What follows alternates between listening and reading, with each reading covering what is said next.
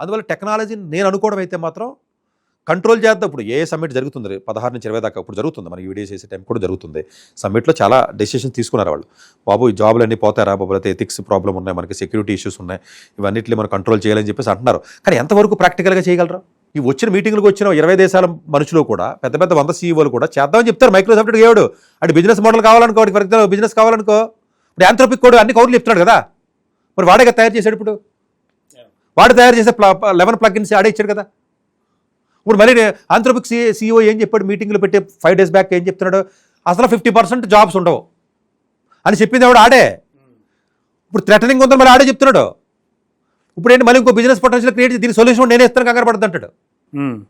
Solution ఎంత నువ్వు ఇచ్చినా అంటే అది ఒక డైరెక్షన్ అనుకోవాలా? అంటే ఇప్పుడు 50% జాబ్స్ పోతాయి అన్నప్పుడు there is a threat definitely, let's say. అంటే ఆల్టర్నేటివ్ చూసుకోవాలనా, లేదు ఉన్నదానికి రెగ్యులేటరీ మెకానిజం ఏదైనా ఉండాలన్నా? అప్డేట్ అయ్యాడు అవ్వండిరా, మానేసినోడు జాబులు లేవు, మీరు ఎలా బతుకుతారో బతకండి. కాదు ఈ విషయం బిల్ గేట్స్ ఏం చెప్పాడు, టెస్లా ఏం చెప్పాడు, ఎలన్ మస్క్ ఏం చెప్పాడు, 2032కి అసలు జాబ్స్ మీకు పనే ఉండదని చెప్పాడు. వీళ్ళందరూ ఎన్విడియా సీఈఓ ఫర్ ఎగ్జాంపుల్, వీళ్ళందరూ ఏం చెప్తున్నారు క్లియర్గా రీసెంట్గా బిల్ గేట్స్ మాటలు కూడా. ప్రజెంట్ ఇప్పుడు విజయవాడలో ఉన్నాడు మనం ఈ వీడియో ఈ టైంకి. ఇప్పుడు వీళ్ళందరూ ఏం చెప్తున్నారు, టెక్నాలజీని బాగా దగ్గరగా చూస్తారు కాబట్టి ప్రాబబ్లీ వాళ్ళు రైట్ పర్సన్సే కదా. ఇప్పుడు బేసికల్గా నువ్వు నేను అంత రైట్ పర్సన్స్ కాదు, మనం యాక్చువల్గా చూస్తే వాళ్ళ అసెస్మెంట్ కరెక్టే. ఎందుకని వాళ్ళకు కొద్దో గొప్ప నేను అన్నీ అర్థం చేసుకోవడం వల్ల నాకే అంత తెలుస్తుంటే, అసలు వాళ్ళ మొత్తం కూర్చుని చేసి ఉన్నాడు క్రియేటర్స్. వాడి అలన్ మస్క్ గారు మనం చెప్పేది ఏంటి, వాడు ఎందుకని 2035లో ఏ ప్రోడక్ట్ వస్తుందో కూడా దానికి పెట్టుబడి పెడుతున్నారు. ఇప్పుడు వాళ్ళు బేసికల్గా ఎవ్రీథింగ్ ఏంటంటే ఇదంతా కూడా ఇన్వెస్ట్మెంట్స్కి సంబంధించినటువంటి న్యూస్ ఇదంతా. అంటే ఏంటి, ఇప్పుడు ఫర్ ఎగ్జాంపుల్ ఓపెన్ అయ్యే ఉన్నాడు, సాఫ్ట్ బ్యాంక్ కూడా దగ్గర 200 బిలియన్ డబ్బులు తీసుకుని వాడు ఇప్పుడు ఏంటి ఆర్టిఫిషియల్ జనరల్ ఇంటెలిజెన్స్ కాదు, ఆర్టిఫిషియల్ సూపర్ ఇంటెలిజెన్స్ కావాలంటున్నాడు. ఆర్టిఫిషియల్ సూపర్ ఇంటెలిజెన్స్ అంటే మేధాశక్తికి మించి ఇప్పుడు ప్రజెంట్ ఉన్నది AGI, artificial narrow intelligence, artificial general intelligence అంటే మనిషి మేధాశక్తి సరిపడగానే ఇంటెలిజెన్స్. అది ఇప్పుడు ప్రజెంట్ నువ్వు నేను చూసేది సూపర్ ఇంటెలిజెన్స్ అంటే మనిషి మేధాశక్తికి బియాండ్. ఈ బియాండ్కి సంబంధించి డబ్బులు ఖర్చు పెడతారని చెప్తున్నారు. ఈవెన్ ఏజీఐ కూడా డబ్బులు ఖర్చు పెడతారు. ఇంకా ఏజీఐ కూడా చూడలేదు మనం, ఇంకా నారో ఇంటెలిజెన్స్లో ఉన్నాము. యాక్చువల్గా ఏజీఐ కూడా ఇంకా చూడలేదు మనం. ఇంకా ఏజీఐకి సంబంధించి డబ్బులు పెడతారు, తర్వాత ఏఎస్ఐ వస్తున్నారు ఒక 10 ఏళ్ళకి. దీనికి డబ్బులు పెట్టుబడులు పెడుతున్నారు కాబట్టి వాడికి తెలుస్తుంది. బేసిక్గా ఇన్వెస్ట్ చేసేవాడు కదా, ప్రొడక్ట్ మీద అవగాహన ఉండేది. మనకి ఎందుకు ఉంటుంది, వాళ్ళు ఇన్వెస్టర్స్ అవ్వడం వల్ల వాళ్ళకి బాగా తెలుస్తుంది. అవును, ఏమని చెప్తున్నాడు టెస్లా, రోబోస్ వస్తున్నాయి రా బాబు, మీరే కంగారు పడకండి, మీకు ఇంట్లో పని మనిషి కావాలన్నా, లేకపోతే పెళ్ళం కింద మారాలన్నా, లేకపోతే మీకు సేమ్ సిలికాన్తో వీటితో చేస్తున్నారు వాళ్ళు. సో ఆటోమేటిక్గా మీరు జస్ట్ మనిషిని ముట్టుకున్నట్టే ఉంటుంది ఫీలింగ్, కానీ ఎవ్రీథింగ్ సేమ్. ఇప్పుడు ఆల్రెడీ పెళ్లిళ్ళు చేసుకోవడానికి మనుషులు లేకపోతే చైనాలో కూడా ఆల్రెడీ స్టార్ట్ చేశారు. అంటే వీళ్ళు ఏం చెప్తున్నారు, ఇప్పుడు కటింగ్ షాప్కి వెళ్ళక్కలేదు, ఒక బార్బర్ ఉంటాడు, దీనికి వెళ్ళక్కలేదు ఇంట్లో పని మనిషికి, లేకపోతే చూడడానికి, లేకపోతే వంటకి అని చెప్పి ఓ ఇండివిజువల్గా ఏమంటాడు $10,000 ఇస్తానంటాడు.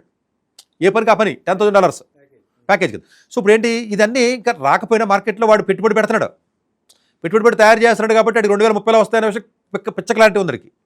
అది చెప్తుంటే మనకు అర్థం కావట్లేదు అంతే. వాడు అందుగురించే ఎప్పుడైతే నీకు ఆటోమేషన్ ఏదైతే అయిపోయినాయో డెఫినెట్గా జాబ్స్ అనేవి. కానీ ఈ టెక్నాలజీ ఇంకా స్పీడ్గా పెరుగుతుంది కదా. అదర్ రౌండ్లో చూడు, ఇప్పుడు యాంథ్రోపిక్ ఏ వచ్చింది, ఆడికి ఎంప్లాయ్మెంట్ క్రియేట్ అయిపోయింది. ఇప్పుడు లేకపోతే ఇంకొకటి ఎవడో తయారు చేస్తున్నాడు మెటావాడు, ఆడికి ఎంప్లాయ్మెంట్ క్రియేట్, ఇవన్నీ ఎంప్లాయ్మెంట్ క్రియేట్ అవుతున్నాయి. స్పెషలిస్టులకి బాగా డిమాండ్ పెరిగిపోతుంది. జనరలిస్టులు కూడా చూసారా, ఈ జనరల్ జాబులు చేసేవాడు కరపత్రం చేసి మాట్లాడదాం, లేకపోతే ఏదో 4 లెక్కలు నేర్చుకుని చేద్దాం, లేదా జనరలిస్టులు అంటారు. ఇప్పుడు మామూలుగా టీసీఎస్ లేకపోతే ఈ లో లెవెల్ ఎంట్రీ జాబ్స్ ఉంటాయి కదా, బేసిక్లీ ఎంట్రీ లెవెల్ జాబ్స్ అనుకో, అంటే జనరల్ నేచర్ ఆఫ్ జాబ్ అంతే కదా, ఎవరైనా చేయగలరు. వీళ్ళు లేచిపోతారు, లేచిపోయి స్పెషలిస్ట్. ఫర్ ఎగ్జాంపుల్ నువ్వు ఉన్నావు క్లౌడ్లో స్పెషలిస్ట్ అయి ఉండాలి, నువ్వు ఉంటే ఈ క్లౌడ్కి సంబంధించింది మళ్ళీ డెవలప్మెంట్ జరగాలి కదా. ఇప్పుడు ఇంత జరుగుతున్నప్పుడు క్లౌడ్ పెరగండి ఎందుకు ఉంటుంది. ఇప్పుడు హార్డ్వేర్ ఉంది ఫర్ ఎగ్జాంపుల్, హార్డ్వేర్ పెరగాలి కదా.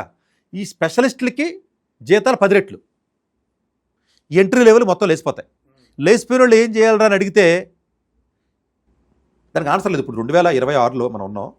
ఇప్పుడు ఈ అంటే ఈ ఎవరైతే జాబ్స్ పోతున్నాయో వాళ్ళు ఈ టెక్నాలజీని అందుకోలేకపోయినప్పుడు వాళ్ళు ఏదైనా ఆల్టర్నేటివ్ ఎంప్లాయ్మెంట్ టైప్ వెళ్తారా, బికమ్ ఫార్మర్స్? అసలు వేరే ఆప్షన్ లేదు అడిగి యూజింగ్ ది టెక్నాలజీ. ఇప్పుడు 2026లో 10% జనాలు కూడా జాబులు లేవని చెప్తున్నారు ప్లేస్మెంట్లో ఇంతమంది ఉండి. వీళ్ళు వేరే ఆప్షన్స్కి ఏదైతే ఉన్నాయో వేరే ఆప్షన్స్కి వెళ్ళవలసిందే. ఇప్పుడు అలా వెళ్ళారు కాబట్టి ఇక్కడ జొమాటోలో, స్విగ్గీలు, లేకపోతే షాపింగ్ మాల్స్లో మనుషులు ఎవరు వీళ్ళందరూ, వీళ్ళందరూ ఈ బీటెక్ వాళ్ళు, ఎంటెక్ వాళ్ళు, ఎంకే వాళ్ళే కదా. అదే గిగ్ ఎకానమీ వచ్చింది వీళ్ళ గురించే. మరి బతకండి రా అని చెప్పి రేపు డ్రోన్స్ వచ్చినానికి గిగ్ ఎకానమీ ఎక్కడికి వెళ్తుందో తెలియదు. ర్యాపిడోలు అప్పుడు రోడ్డు మీద ర్యాపిడో పర్లేదురా బాబు. ఇప్పుడు ఈ గిగ్ ఎకానమీ వచ్చి నీకు డ్రోన్స్ వచ్చినాయి అనుకో, డెలివరీ డ్రోన్ ఇస్తే, రోబోటిక్ వచ్చింది, పని మనిషి లేకపోతే. అగ్రికల్చర్ పొలాలు ఉంటాయి, అగ్రికల్చర్ పొలాలకి రావు. ఎందుకంటే మన 80% ఆఫ్ ది రైతులు లెస్ దాన్ 2-3 ఎకరాస్లో ఉన్న జనాభా. అంటే మన ఏమి అమెరికాలో 1000 ఎకరాలు 2000 ఎకరాలు ఉండవు కాబట్టి ప్రాబబులీ అంత టెక్నాలజీ వచ్చినా కూడా అంటే సరే వరి కోత మిషన్లు అయ్యి అంతా వచ్చినప్పటికీ కూడా ప్రాబబుల్ అగ్రికల్చర్ ఇంటర్వెన్షన్ ఉంది, డెఫినెట్ గా ఉంటుంది. అంటే మన ఇండియన్ యూరోప్ వెళ్తే ఉండదు, మళ్ళీ ఇక్కడ అలా కాదు. యూరోప్ యూఎస్ వెళ్తే ఉంటుంది, కెనడా లార్జ్ ట్రాక్స్ ఉంటాయి కాబట్టి ఉంటుంది. But so agriculture industry perspective ఒకటి. అనదర్ ఒకటి ఇంకోటి ఏంటంటే మేబీ మీకు అనదర్ డొమైన్స్. ఇప్పుడు గ్రీన్ ఎనర్జీ ఉంది, ఎనర్జీ సెక్టర్ డెఫినెట్గా బూమింగ్ సెక్టర్. అది డేటా సెంటర్స్ ఇప్పుడు ఎంత పెరుగుతుంటే డేటా సెంటర్స్ పవర్ ఇది ఎంత ఉండాలి కదా, ఇవన్నీ వస్తాయి. ఇప్పుడు ఏంటి ఐటీఐ ఫిట్టర్స్ ఉంటారు చూసావా, ఐటీ ఎలక్ట్రీషియన్స్ ఉంటారు కదా, విపరీతమైన డిమాండ్ ఉంటుంది. ఎందుకని అసలు ఇన్ని డేటా సెంటర్స్ని మేనేజ్ చేయాలంటే ఎక్కడ మనుషులే కదా. ఈ ప్లంబర్స్ దగ్గర నుంచి ఇప్పుడు ఆడేం చెప్తున్నాడు, బాబు మాకు ఎలక్ట్రీషియన్స్ దొరకట్లేదు, మాకు అసలు ప్లంబర్లు దొరకట్లేదు, లేకపోతే మాకు మెకానిక్స్ దొరకట్లేదు, చచ్చిపోతూ ఉంటారు. అంటే మేబీ ప్రాబబ్లీ అట్లాంటి ఒక ఎకానమీ. బట్ డేటా సెంటర్కి వచ్చిన వాడికి ఎంప్లాయ్మెంట్ ఇంటెన్సివ్ కాదు అనేది ఒక ఫ్యాక్ట్. అవును, ఆ డేటా సెంటర్స్ మేనేజ్ చేయడం కాదు. ఇప్పుడు ఎలా ఉంటుందంటే 10 మంది చేసి పని 2 చేస్తున్నారు కదా, ఆ 2 జాబులు వస్తాయి అక్కడ, మొత్తం లేకుండా ఉండదు కదా. 100% ఉండదు, కానీ వర్టికల్స్ పెరుగుతాయి. ఇప్పుడు ఒకప్పుడు కంప్యూటర్ సైన్స్ అంటే ఒకటే, ఇప్పుడు ఈ కంప్యూటర్ సైన్స్లో 20 స్పెషలైజేషన్స్ వచ్చినాయి కదా. 20 స్పెషలైజేషన్స్లోకి మరి రిక్వైర్మెంట్. నేనేమంటానంటే స్పెషలిస్టులు. ఒకప్పుడు వెరీ నేరోగా వెళ్ళాలి. నువ్వు వెరీ నేరోగా వెళ్ళి ఆ పర్టికులర్ ఏరియాలో నువ్వు ఎక్స్పర్ట్ అయితే నీకు ప్లేస్ ఉంటుంది. నువ్వు అలా కాకుండా ఏదో ఆల్ ఇన్ జాక్ కొన్నా నేను ఏదో సామెత నాకు అది అంటారు కదా మనం జనరల్గా, నీకు అన్నీ వచ్చాను అనుకో, నువ్వు అసలు అవసరం లేదు అంటారు వాళ్ళు. అంటే అలానే ఇప్పుడు నువ్వు అమీర్పేట పోయి ఒక కోర్స్ నేర్చుకుంటే నువ్వు ఎక్స్పర్ట్ అయిపోవు. అంటే జనరల్గా నువ్వు ఏది చేసినా ఒక దాంట్లో డెప్త్ వెళ్ళిపోవాలి. అది ఒక 5 ఏళ్ళు 6 ఏళ్ళ తర్వాత దేంట్లో ఉంటుందని చూసుకోవాలి. ఇప్పుడు ఫర్ ఎగ్జాంపుల్ ఏదో ఎంబీఏ కోర్స్ అవుతాను, ఎంబీఏ ఉండదు, ఇంకా మేనేజ్మెంట్ ఏంటి అసలు. మొత్తం అంతా టెక్కి, ఏకి, ఎంఎల్కి కనెక్ట్ అయిపోతుంది. ఇప్పుడు కన్సల్టెన్సీస్ కూడా ఫ్యూచర్లో ఏమవుతుంది, 10 ఏళ్ళకి 5 ఏళ్ళకి నువ్వే చెప్పు. ఇప్పుడు నీకు తెలియదు కదా, నువ్వు చేసినోడివే, ఆటోమేటిక్గా ఏమవుతుంది, ఆ రోల్ తగ్గుతుంది. అంటే మొత్తం పడిపోదు. మామూలు హెచ్ఆర్లో ఉన్న మేనేజర్స్ 10 మంది ఉంటే 2 3, అది ముందే గమనించి పిల్లలకి ఏం చెప్తున్నావు, ఒరే ఎక్కువగా డీప్గా వెళ్ళాలి కదరా, డీప్ అండర్స్టాండింగ్ మోడలింగ్ బేసికల్గా స్టాటిస్టికల్ మోడలింగ్ లేదా మ్యాథమెటికల్ మోడలింగ్ ఇవే కదా. వెళ్ళాలంటే కొంచెం మ్యాథ్స్ ఫిజిక్స్ అయ్యి నేర్చుకుంటారా, ఫండమెంటల్ సైన్స్ బాగా ఉంటే ఇది కాకపోతే ఇంకో టెక్నాలజీ వస్తుందిరా బాబు. ఇప్పుడు ఢిల్లీలో టెస్లా అని చెప్తున్నాడు, ఎలాన్ మస్క్ ఏం చెప్తున్నాడు, ఢిల్లీలో నేను ఎత్తే స్పేస్లో గంటలో న్యూయార్క్ వెళ్ళాలంటాడు. ఇప్పుడు అదే కదా వాడు డ్రీము. ఇప్పుడు ఏదో వేరే గ్రహం పక్కనట్టు అసలు నేను ఇక్కడే తిప్పుతాను అంటాడు. జట్లో వెళ్తున్నారు కదా, రాకెట్లు వెళ్తున్నాయి కదా, మనుషులు ఎత్తుకు వెళ్ళకూడదని ఆడికి ఐడియా వచ్చింది. ఆడు ప్రపంచాన్ని 10 ఏళ్ళు 20 ఏళ్ళ ముందుకు తీసుకొచ్చేసాడు ఒక మనిషే. 20 ఏళ్ళ తర్వాత రావాల్సిన డ్రైవర్లెస్ కార్లు ఇలాంటి ఊహ, అంటే మన ఊహకు కూడా అందనటువంటి విషయాన్ని ఆడు ముందే పుట్టేసి సౌత్ ఆఫ్రికాలోను వాడు 10 ఏళ్ళ ముందుకైతే మాత్రం ప్రపంచాన్ని లాక్కొచ్చాడు. ఇలాంటి మనుషులు ఉన్నారు, ఇప్పుడు డెఫినెట్గా ముందు తీసుకొస్తున్నారు. సో ఇప్పుడు డ్రైవర్లెస్ కారు, ఇప్పుడు నేను శాన్ ఫ్రాన్సిస్కో వెళ్ళాను, ఇవి జపాన్ వెళ్ళాను, జస్ట్ ఆన్లైన్లో పెడితే డ్రైవర్ లేదు, ఏమీ లేదు, జస్ట్ కార్ వస్తుంది, కూర్చోవడమే, తీసుకెళ్తుంది, అంతే కదా. ఇది వస్తుందని నీకు ఎప్పుడన్నా నేను ఒక 7-8 ఏళ్ల క్రితం చెప్తే నమ్ముతావా? మధ్యదేటి డ్రైవర్ లేకుండా కార్ ఏంటి ట్రాఫిక్లోను, అది ఎలా తెలుస్తుంది దానికి? పక్కన నుంచి ఎవడో సడన్గా వస్తే ట్రాఫిక్ సిగ్నల్ అయితే ఎలా తెలుస్తుంది? అంటే రకరకాల డౌట్లు అయితే మనకు అదేమి ఎడారిలో వెళ్తుందంటే నమ్ముతావు నువ్వు. న్యూయార్క్ సిటీ మధ్యలో వెళ్తుంది అన్న ఊహ ప్రాబబుల్లీ ఇప్పుడంటే మనం మాట్లాడుకోవడం వేరు, కానీ అప్పుడు మనకు అందుద్దా? నువ్వు చెప్పు.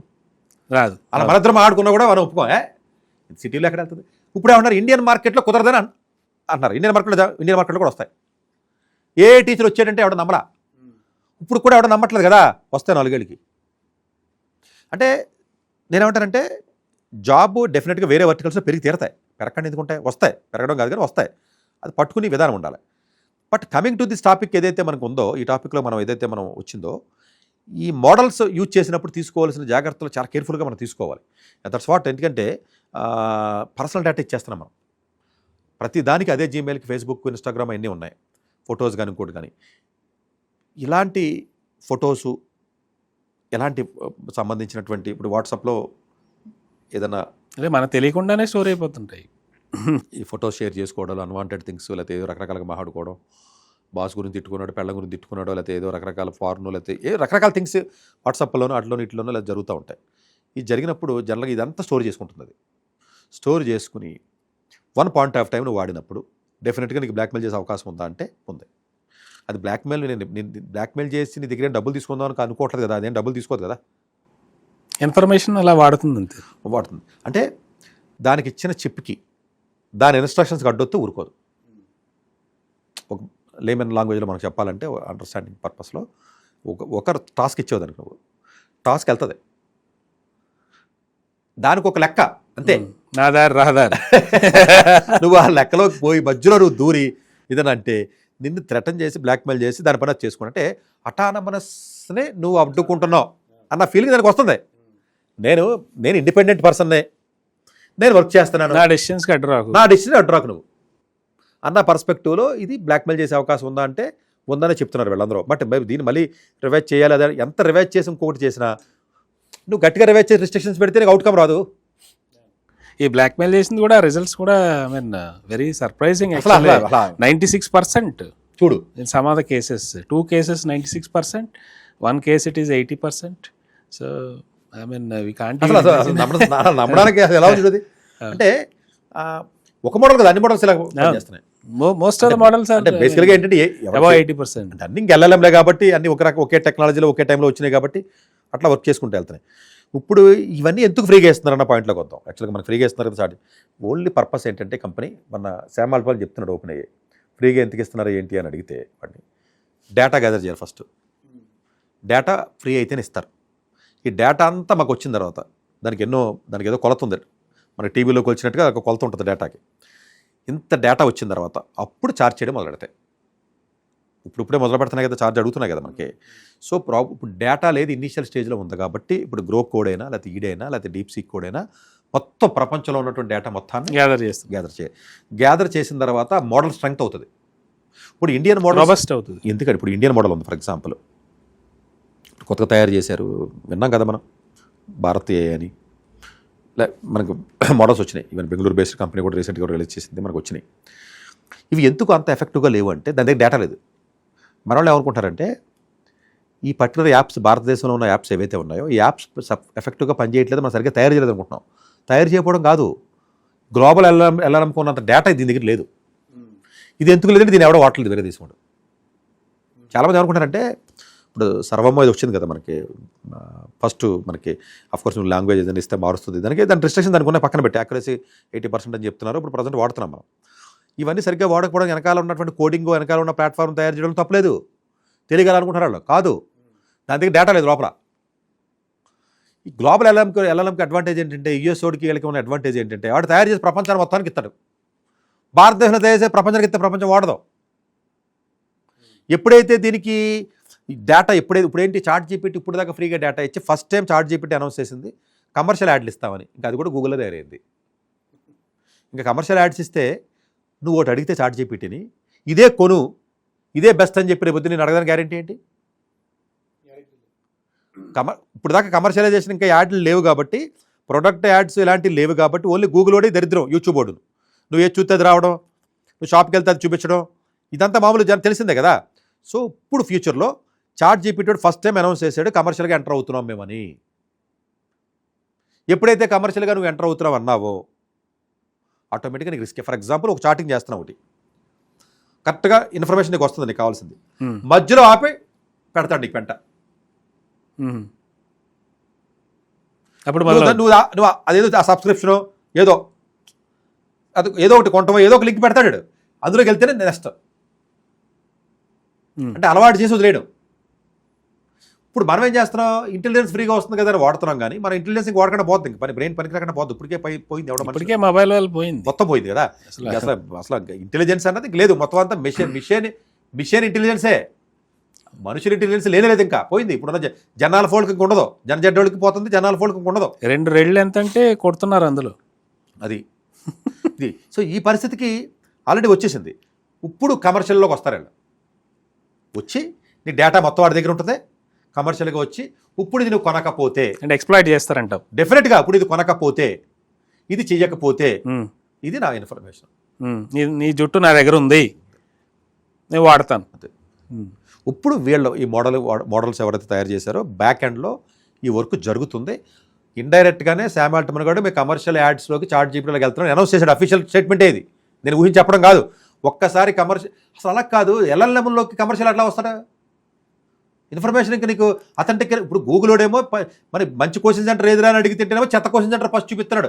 ఇండియాలో బెస్ట్ కాలేజ్ ఏదిరా అంటే లవ్లీ ప్రొఫెషనల్ యూనివర్సిటీ వస్తుంది. ఎందుకు వస్తుందంటే అక్కడ గూగుల్లో అడిగి డబ్బులు పెట్టాడు కాబట్టి అడిగే యాడ్లు కదా. ఇప్పుడు రేపు పొద్దున్న చాట్ జీపీటీ కూడా, చాట్ జీపీటీ ఇస్తే పర్వాలా, చాట్ జీపీటీ ఇంటెలిజెన్స్తో మనతో మాట్లాడి మిషన్ అది. గూగుల్ మనతో మాట్లాడదు కాబట్టి అది ఇస్తుంది, నీకు నచ్చితే కొంటాలో అయితే లేదు. ఇది అలా కాదు, ఇది నీతో మాట్లాడుతుంది కదా. నీతో మాట్లాడినప్పుడు అది రికమెండ్ చేసింది నువ్వు వినకపోతే సరే ఊహించు మన పరిస్థితి ఏంటో. ఆ పరిస్థితికి నాకు తెలిసి అనదర్ 1.5 years వెళ్ళిపోతాం. అప్పుడు ఉంటుంది మ్యూజిక్. చాలామంది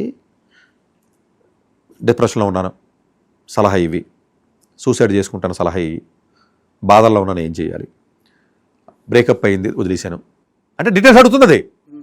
బ్రేకప్ ఎవరితో అయింది, పేరేంటి, ఫుల్ డీటెయిల్స్ ఇస్తే నేను చెప్పలేను. ఇచ్చిన తర్వాత మొత్తాన్ని డీటెయిల్స్ ఇస్తే చెప్పలేను అంటుంది అది. వీడికి ఇంట్రెస్ట్ ఏంటి, ఫుల్ డీటెయిల్స్ ఇస్తుంది బాగా చెప్పదు ఇది. మన పంతులు గారి దగ్గర డాక్టర్ గారి దగ్గర వెళ్ళినట్టుగా నాన్న దగ్గరికి వచ్చినట్టు అదే కదా. ఫుల్ డీటెయిల్స్ చెప్తే చెప్పలేం కదా.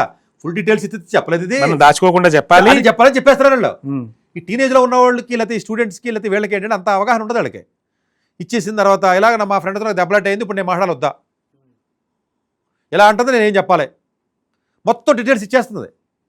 అడుగుతున్నది అంటే ఇచ్చి if you want further details, నాకు పూర్తిగా తెలియదు, you give the so details. ఇటు మొత్తం ఇస్తున్నాడు, ఇడు మొత్తం ఇచ్చిన తర్వాత పెట్టుకుంటుంది అది, అదే అకౌంట్ కదా.